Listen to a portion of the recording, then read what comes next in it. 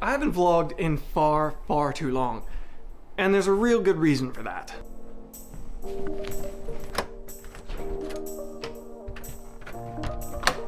Bye, kids. Now, the reason I haven't been vlogging has not been because I didn't have anything to vlog about.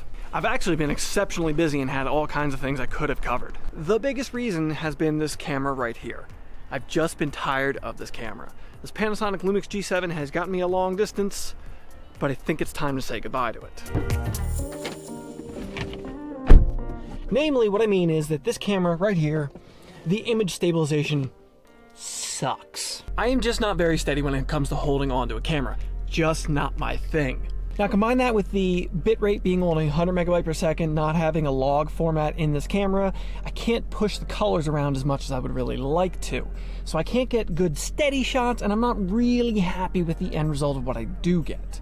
So I'm headed off to Melrose, Massachusetts to Hunt's Photo to check out the new Panasonic S1. I'm interested in the camera. I don't know if it's going to be right for me because it doesn't have a flip out screen. There's a few things. Lenses are ridiculously expensive.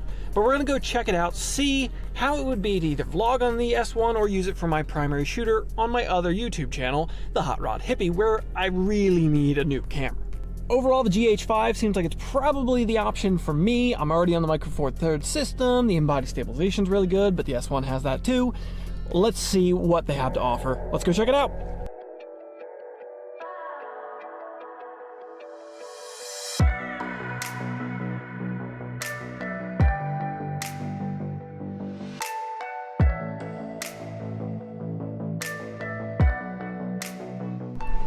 And we made it to Hunt's Camera in Melrose, Massachusetts.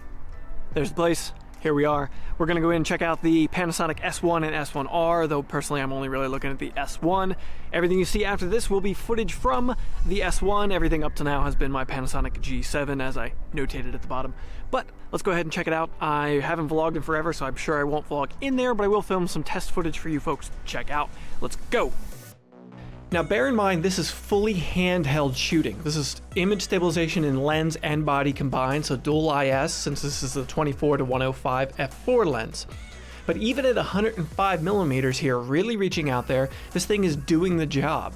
It's stabilizing my really shaky hands. Believe me, I am a shaky shooter. Also, the low light performance I'm really impressed with. At f4, 1/25th shutter, because I'm shooting at 60 FPS here, I was at like 4,000 to 8,000 ISO since it's dark background, dark objects. This footage would have been unusable on my G7 with that high in ISO. Anything over like 1200, 1600, I don't find it to be useful. It's too noisy for my liking. This was doing the job.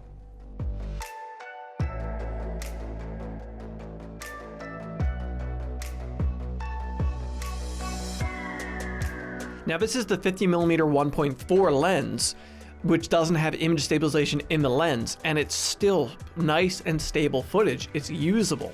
I was pushing the autofocus button on the back of the body, which is really nice to have actually, and getting it to snap into focus.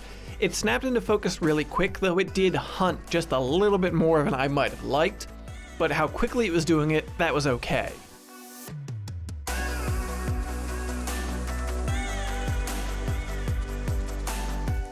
And this is naturally letting it continuously autofocus and figure out what it wants to pick. I wasn't really picking a subject or anything, I just kind of wanted to see what it would determine needed to be in focus.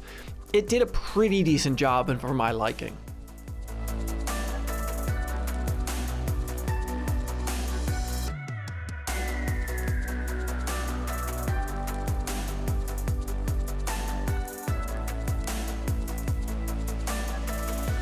Now, let's get down to what I really thought of these cameras. Short, hands-on use, nothing major. I'm a semi-pro, not really amateur videographer.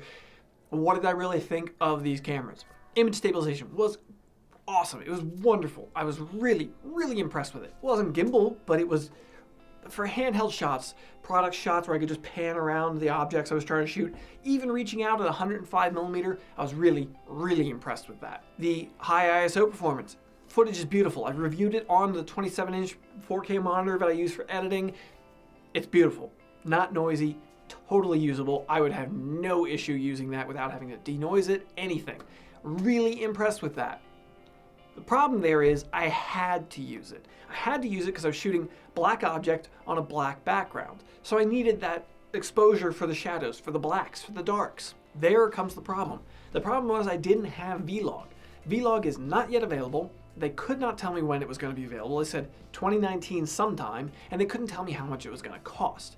They claim they're getting up to 15 stops of dynamic range with Vlog, because it's not Vlog L, it's full Vlog on the S1. So the Vlog was a problem for me, and then price. $2,500 for the body alone. That f4 lens, which is an f4 lens, not an f2.8, not an f2.4, not like f4, that lens is $1,300. Sure, it's a good quality piece of glass. It felt great. It was working really well.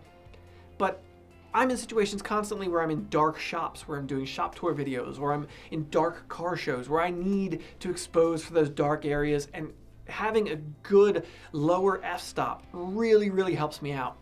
So it just, that was such a bummer to see how expensive that lens is for only being f4. Sure, there's plenty of excellent options like that 1.4 50 mil. Great, but that's like a $2,200 lens? You're getting really expensive to kit out the S1 or the S1R. For me, personally, I picked up a GH5. I'm filming on the GH5 now, which if you're keeping track, that's 4 cameras in this one video. I went ahead and replaced my G7, which is now gonna be my B camera, with the GH5. I was able to pick up GH5, spare battery, memory card, one of those little kit setups, and get Vlog L activation for it for $1,600. So, just for me, price-wise, it just didn't make sense to get the S1. I could kit out a GH5 with a couple of good lenses, Vlog, everything I need for less than the body cost of the S1. I just couldn't see spending the money for myself. It was excellent, and I could see maybe once Vlog's out and I get a chance to play with it, maybe I'll rent it later this year and try it again for my real-world uses. Maybe it'll be excellent later on this year. We'll see when that comes, but at the moment I wasn't gonna hang my hat on promises. Alright folks, I hope you found this video mildly interesting. If you did, drop it a like. Let me know in the comments down below. What do you think of the S1? What do you think of the 4 different cameras in this one video? Let me know what you're thinking in the comments down below. Subscribe to the channel to keep up to date with all of my content. You can check out what it is. It varies quite a bit on this channel. Check it out. Thanks for coming around, folks.